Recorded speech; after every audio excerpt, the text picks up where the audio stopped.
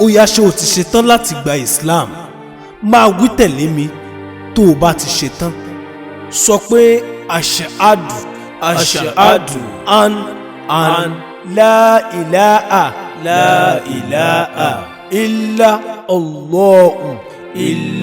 Allahu wa ashhadu anna Muhammadan abduhu wa rasuluhu.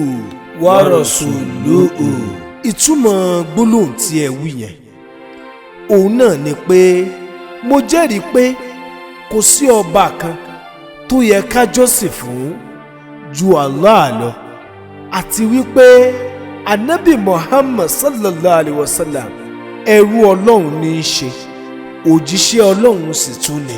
ní báyìí tá a ti wí gbólóhùn yìí ẹ ti di mùsùlùmí. ohun tó kù láti ṣe, ẹ wo nọ́mbà tó wà lójú ìwòran yìí, ẹ bá mi sọ̀rọ̀ lórí WhatsApp mi, ẹ fi ohùn sílẹ̀.